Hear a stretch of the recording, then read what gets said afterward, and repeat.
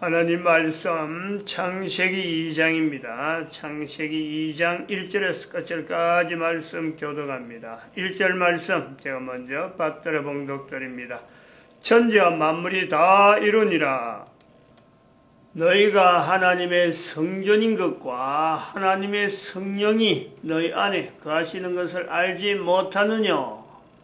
모든 정사와 권세와 능력과 주관하는 자와 이 세상과 오는 세상 일컫는 모든 이름 위에 뛰어나게 하시고 또 그를 만물 위에 교회의 머리로 주셨느니라.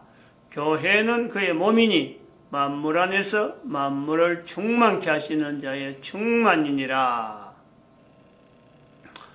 평강의 하나님이 친히 너희로 온전히 거룩하게 하시고 또 너희 온 영과 혼과 몸이 우리 주 예수 그리스도 강림하실 때에 흠없게 보존되기를 원하노라. 너희를 부르시는 이는 미쁘시니 그가 또한 이루시리라. 성탄절 12월 25일 성탄절, 크리스마스와 성탄절 그 언어의 어떤 차이, 크리스마스가 있는데 성탄절이란 말을 쓴다.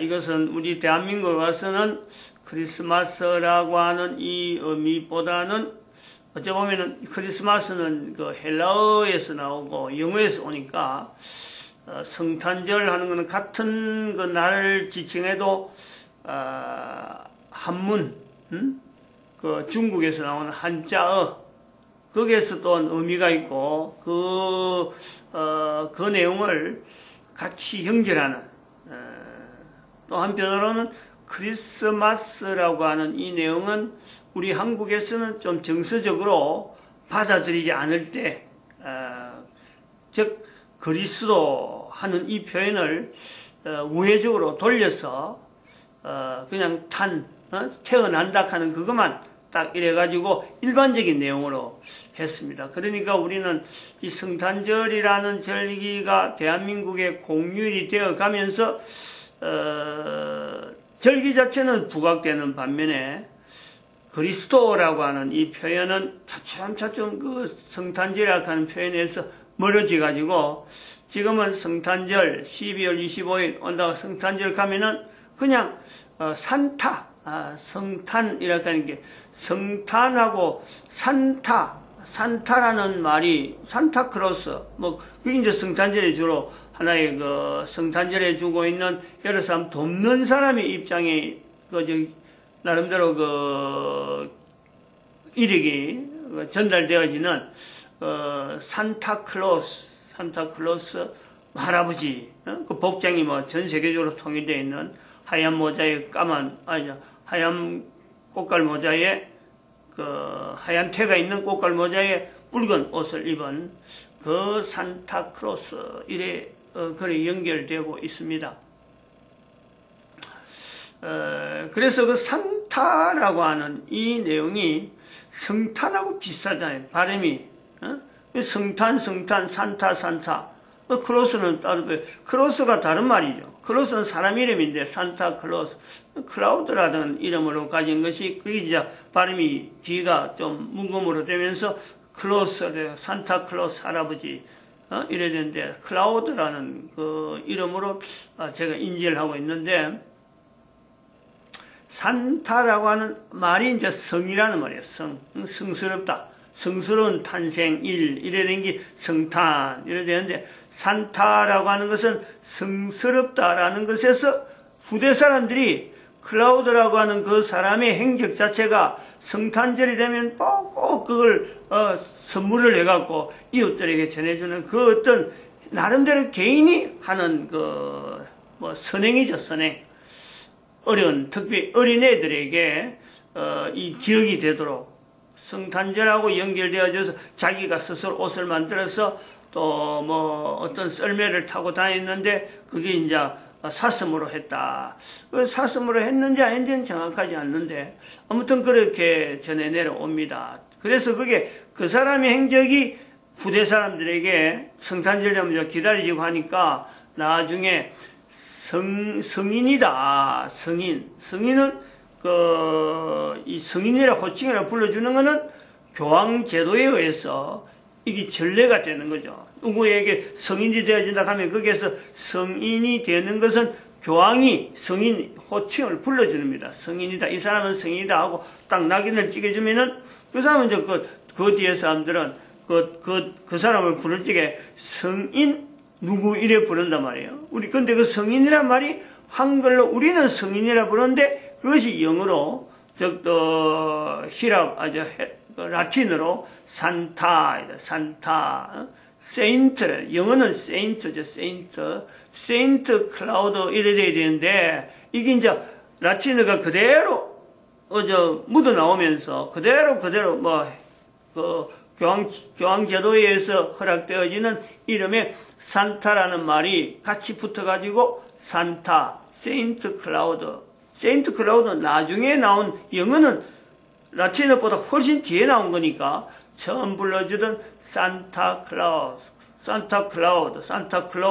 이렇게 되어져가지고 지금 이게 우리나라에 와서는 산타라는 말이 더 앞에 오는 거예요. 산타라는 말이.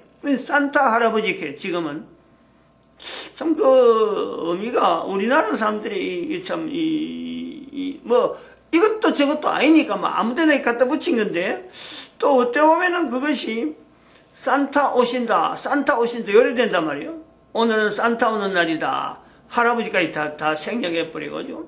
산타 오는 날이다. 성탄절은 산타 오는 날이다. 근데 이것도 자세히 또 우리가 보면은, 이 산타라는 것이 성인인데, 성인이라는, 그렇게 성스러운 분에 대한 내용을 이야기하니까, 어쩌면 그 산타라는 말만 싹 부르는 그 자체도, 우리가 클라우드라고 하는 그걸 빼버리면은, 산타라는 말만 이랬다 하는 거 유일하게 성탄절에 이 의미하고, 1년 12달 지나도 산타라는 말이 붙는 날은 사실은 성탄절밖에 없으니까 예수님에 대한 표현이라고 받아들이는 것도 특별한 날이니까, 특별한 날은 다른 사람한테 줄 수 없고, 에베소서 1장에 사도 바울이 표현한 대로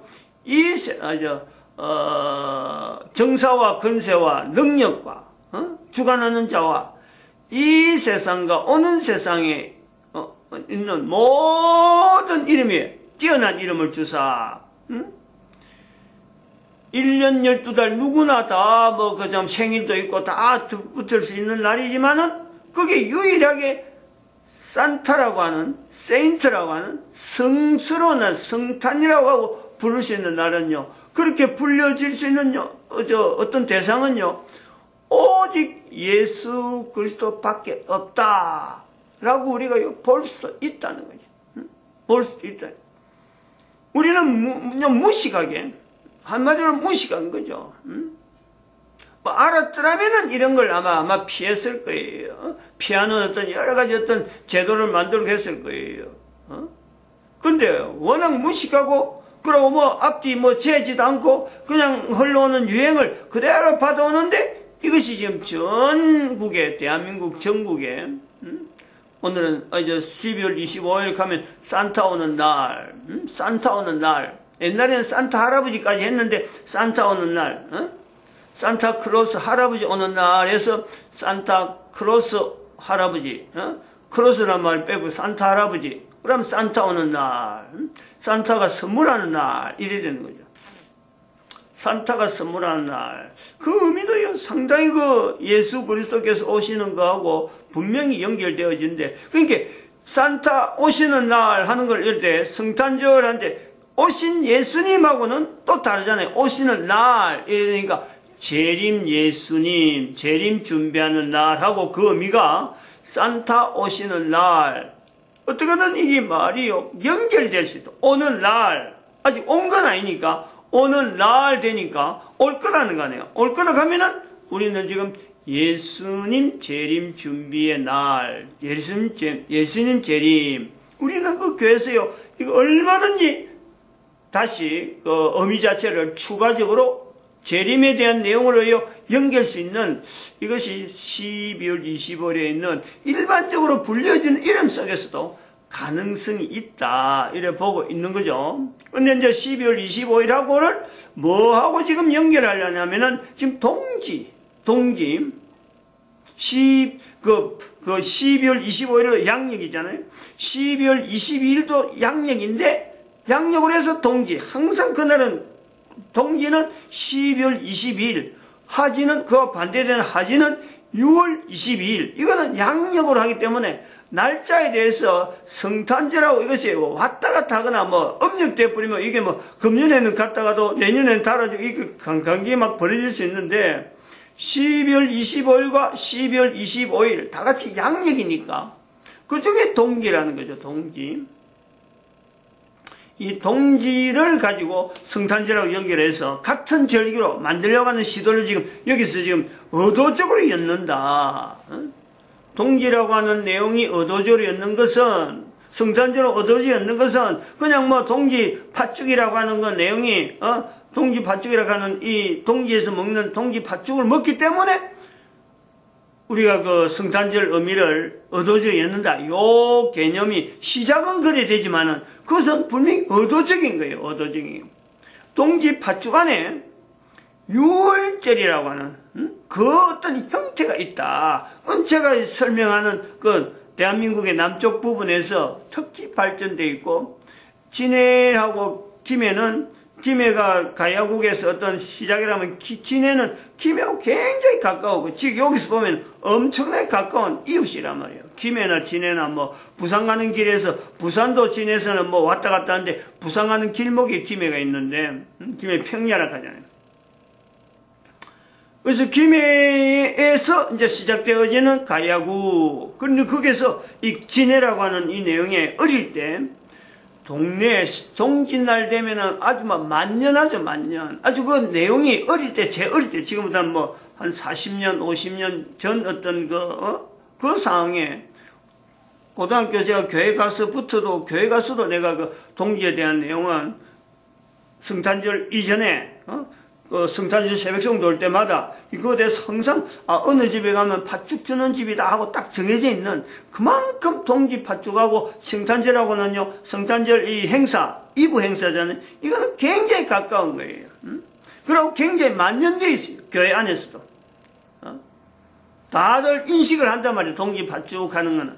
근데 동지 팥죽과 성경에 읽어주는 이스라엘의 유월절하고 하는요 아무도 연결해서 말을 안 하는 거죠. 뭐 먹으면서도 색깔은 어떻게 비슷하고 하는 행동은 비슷한데 그 당시만 해도 어릴 때만 해도 교회에서 가르치는 것 외에는 일절 어떤 내용도 뭐 유사하다든지 우리가 이런 걸 통해서 이게 뭐 성경적으로 연구해보자 이런 분위기가 아니고 그냥 딱 정해진 대로 요건 일이라 하면 일이라 하는 그것에서 막 나가고 주일날 뭐 하지 마라 하면 하지 말라 하는 그거를 갖고 주일날에만 계속해서 주일 한 주, 오늘은 뭐 돈도 쓰지 말고, 오늘은 참 다른 사람하고 오락도 하지 말고, 오늘은 뭐 텔레비전이나 뭐, 옛날에는 텔레비전 없을 때지만은, 이런 오락 같은 거, 나중에 우리가 조금 커서 보니까 텔레비전 나왔는데, 텔레비전 보지 마라. 주일날 시청하지 마라. 주일날은 오로지 성경 보고, 전도하고, 이것밖에 하지 마라.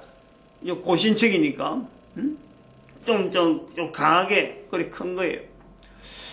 그래서 유월절하고, 동지하고를 연결 안 했죠. 유월절하고 동지를 연결 안 한 거죠.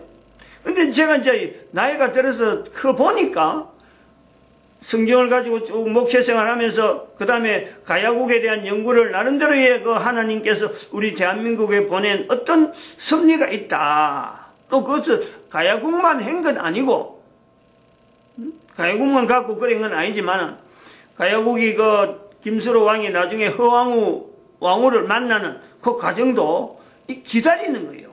그 당시에 왕이 신부를 온다 그래가지고 바다에서 배 타고 들어오는 사람을 기다렸다는 거 아니에요. 이런 것 자체도 본인도 대한민국에 온 가야국의 형성도 대한민국 어떻게 형성됐는지 기록이 전혀 없는 어느 날 이 가야국이 형성되어 있는, 그리고 그 당시가 철기시대, 철기시대. 가야국이 강성했다는 거 아니에요. 철기 문화. 포항 쪽에 넘어가서 그 남아있는 또 철기 여러 가지 유적들. 거의 다 신라하고 연결되면서 신라가 강성하는 이유, 그 다음에 가야국 있으면서 포항하고 연결됐던 그 철기 문화. 이게 다 연결되어지면서 연구를 좀 나름대로 한 거죠. 신라 초기하고 가야국의 어떤 신라와 연결, 그 다음에 그 김유신인가?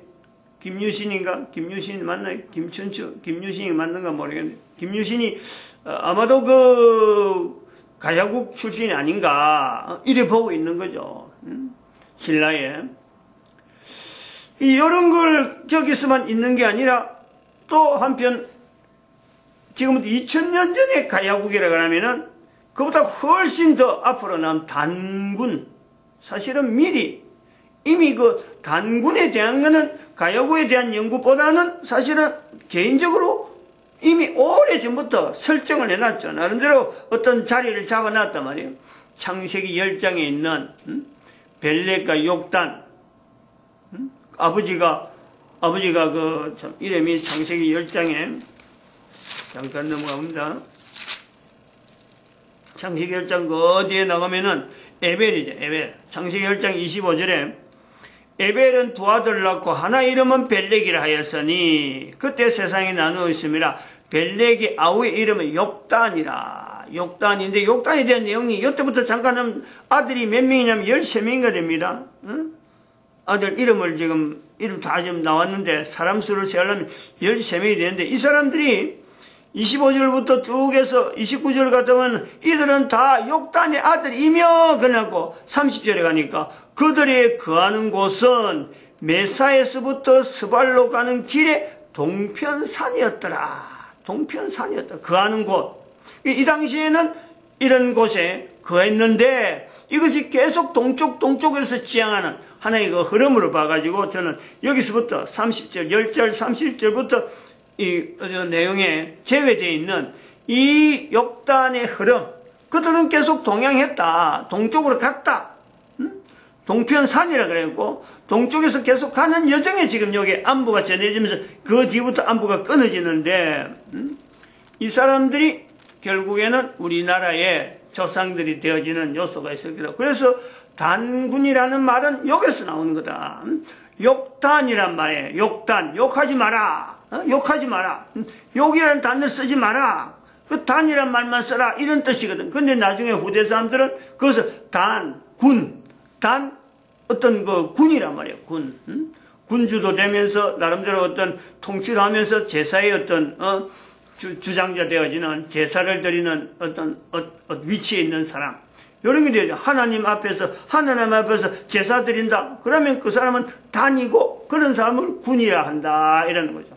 우리 말에 욕하지 마라. 말 있잖아요. 욕하지 마라. 욕은 바로 여기 욕단에 있는 말이다. 하고 저는 이제 나름대로 그렇게 언어적인 내용을 가지고 오랫동안 있는 중에 가야국에 대한 내용을 연결하면서 2000년과 2000년 사이에 어떤 갭이, 그 2000년의 갭을 두면서 성경에 있는 내용하고 연대가 비슷하면 이 내용을 이따가 2012년 만나는 거 아니에요? 2012년은. 제가 2012년 돼서 이스라엘의 회복이라고 하는 내용과 대한민국의 강복이라는 내용과 그 다음에는 유엔의 성립, 유엔의 창립, 이 내용은 세 가지를 해서 2012년을, 이런 정황이라면은, 이거는 2012년이 어떤 분명한 인류 전체 세계에서 그냥 단순한 한 해가 아니고 전체를 두고 이제는 더 이상 우리가 바른 어떤 성경 해석을 하게 되고 또 바른 어떤 행동을 하기 위한 인류 전체의 어떤 지향점을 창세기 2장 쪽으로 들어가는, 그 에덴 동산으로 들어가는 그런 위치에서 인류 종말의 시대라. 지금까지 오는 시기에 이걸 끊어버리고 인류 종말의 시대라 선포해서 창세기 2장에 모든 사람들이 다 갈 수 있는 그런 어떤 지향점을 우리는 외친 거죠. 그러고 뭐 잊어버리고 외친 거는 외치지만은 2012년을 그냥 뭐 애매하게 그냥 혼자서만 선포는 했는데 애매하게 지내다가 2015년도인가 그때부터 새삼스럽게 이걸 그냥 누가 알아주기를 바라고 기다릴 게 아니라 내가 이미 좀 더 선포를 해야 되겠다. 내가 표현을 했으니까 여기서 표현을 했으니까 더 많은 내용으로 계속 이걸 좀 긍정적으로 날려야 되겠다 해서 그림도 그리고 앞으로 경제사회가 어떻게 될 거다 하는 어떤 것을 2012년을 기준해서 앞으로 세계 인류는 어떤 식으로 경제 구조를 가지고 있을 거고 그리고 지금 현재 인간들이 전체적으로 인조인간인데 2012년까지는 인조인간으로 교황으로 인해서 1500년간 교황에서 우리 인간은 전부 다 구조화가 돼가지고 인조인간이다. 그리고 2012년부터 지금은 앞으로는 당분간은 기계인간적인 인간이 기계와 같은 모습으로 지내다가 때가 되면은 기계 밑에서 완전히 기계에 의해서 살 수밖에 없는 환경이 될 거다. 그럼 그 준비해야지. 노아 홍수를 준비하듯이 준비해야지. 그 준비 내용이 교회의 노동시장 개입이다 하는 표현으로 준비하는데 바로 그 낮은 자리, 낮은 자리. 모델을 설정할 때 우리가 새벽기도에 방금 앞에도 했지만 제가 항상 노트를 합니다. 모델, 노아, 나사로, 석가, 마호메트, 2012 박근혜. 이 5명을 모델이 한다. 오래전부터 이야기해놨고 이것을 늘 노트에 적어놨고 지금 이걸 아침마다 지금 내가 노트 이미 해놔놨고 그거 준해가지고 지금 그 표현이 나오는데 그러다 성탄절을 만났단 말이에요. 성탄절을. 그래서 작년에 선포는 성탄절에 대한 내용은 이거 달라져야 되는데 재림에 대한 이야기를 해야 되는데 어떻게 되냐. 그렇게 하다가 금년 들어서 동지 팥죽을 연상을 지켜서 동짓날과 더불어서 재림 준비, 그 다음에 실제 행사를 그래 한 거예요, 우리가. 성탄절에 대한 이 의미를 동지 팥죽을 연결해서 이 6월절에 대한 개념을 우리가 우리나라에도 이미 있었다 하는 것에 대해서 이야기를 했는데, 12월 25일과 이제 1월 6일에 대한 어떤 러시아 정교회에 나타나는 그 성탄절 합해지면서 그 어쩌겠어 12월 25일일까 이것을 금년에 이제 강조를 구체적으로 이제 하면서 이스라엘의 6월절이라고 하는 내용을 대한민국 안에 새삼스럽게 연결하는 우리가 지금 하는 행사하고 이스라엘 6월절 하는 행사 우리가 표현해놔야 누군가는 이야기를 해놔야 이게 여론이 나름대로 뭐 자료가 돼가서 누가 또 연구를 하다 보면은 앞으로 유대인들도 예수님하고 접목될 수 있는 그런 요소들이 있겠다. 그래 돼야 되는 거요. 그래 돼야 2012년이라는 이 선포가 의미가 있는 거지. 유대인들은 계속해서 유대인들이 기락해서 뭐 이스라엘대로 가버리고 인류는 인류대로 별도로 가고 이래가 안 되는 게거든. 그러니까 지금 동지 팥죽하고 그 이제 6월절하고 12월 25일하고 1월 6일하고 연결되어지는 이 내용에서요. 이 성탄절의 의미가 예수 재림하고 연결되어지면서 이게 보통 우리가 예사로 할 수 있는 그런 날짜가 아니다. 오늘은 그런 것에 대해서 하나 좀 이 실물을 가져왔습니다. 이게 먹는 이라고 파는 건데 아니 식물이래요. 식물이. 여기 밤단팥죽, 밤단팥죽, 팥죽이죠, 팥죽. 이제 유산기 있어갖고 황태국밥이 황태국밥. 황태로 된 국밥이란 거 안에는 먹어봤는데 국밥이죠. 이렇게 있고 이거는 뭐 황태라고 하는 아주 전통적인 어떤 식품을 두고 있으니까 이런 게 나온다. 이런 거고, 이거, 안에 그걸 나타내는 거고. 이건 팥죽이죠, 팥죽. 팥죽인데, 팥죽이 나중에 일반 상품화 되면서 그냥 팥죽을 안 하고, 단팥죽을 해서 단팥죽. 어릴 때 우리 단팥죽 가게 가서요, 단팥죽 엄청나게 많이 먹는데, 동지 팥죽은 1년에 한 번 먹지만, 단팥죽은 뭐 돈만 주면 먹을 수 있으니까, 단팥죽 굉장히 많이 먹었어요. 근데 거기에다가 밤을 넣었단 말이에요. 밤을 넣은 단 팥죽이다. 이런 내용이 이걸 한번 고려해보자. 황태국밥도 나오고 다른 것도 있어요. 다른 어떤 것도 일회용 나오는데 여기 가서 들고 다니면서 먹는 게 휴대용으로 나오는데 팥죽으로 된 식품이 이렇게 여러 사람의 이름으로 이렇게 대용적으로 나오는 이 나라가 국가가 대한민국이 나왔다. 황태국밥이 나왔다. 이건 전통적으로 오래된 내용을 이제는 시중에서 이래 되어진다는 걸 우리가 염두에 두는 거죠. 그러면 대한민국에 팥죽이 있다. 팥죽으로 된 이런 대용, 일회용, 휴대용이 있다라는 거는 전통이 있다는 거 아니에요. 전통이. 그러면 대한민국 아닌 다른 나라에도 있을까? 비교를 할 수 있는 거죠. 일단 있지만은 아직까지 상품화되지 못할 정도로 어쩌면 그 사회 환경이 아직까지 여릴 수도 있고, 또 중국 같은 데 곳곳에 막 숨어있는 족속들이 많기 때문에 이런 거 갖고 있어도 자기들끼리만 하지 시장에 못 내놨는 요소도 있을 것이다. 분명히 요소가 있다. 뭐냐면은 상품이 나올 정도로 팥죽이라고 하는 이 요소가요, 우리는 가지고 있다는 거예요. 우리는 대한민국은 팥죽이라고 하는 이 내용을 황태국밥이라고 하는 어떤 전통적인 어떤 그 음식하고 팥죽이라는 내용도 이렇게 내놓으면은 벌써 우리 어떤 사람이 딱 보고 벌써 나 지금 2개나 먹었는데, 황태국밥도 몇 개 먹었지만 팥죽도 많이 먹었어요. 이게 벌써부터 이 받아들이는 대중적인 어떤 요소가 있다니까, 우리나라에는. 그래, 이런 내용을 이제 6월절하고 연결하는데, 대한민국 사람이 주저할 이유가 없어요. 그리고 이것은 또 한글이라고 하는 내용을 통해서 전 세계 사람들에게 한글이 보급되었는데, 이거는 엄청나게 중요한, 그리고 음식도 보급되면서 이건 중요한 어떤 매체가 될 수 있는 요소가 있다, 이래 보고 있죠. 마칩니다. 기도드립니다. 할렐루야.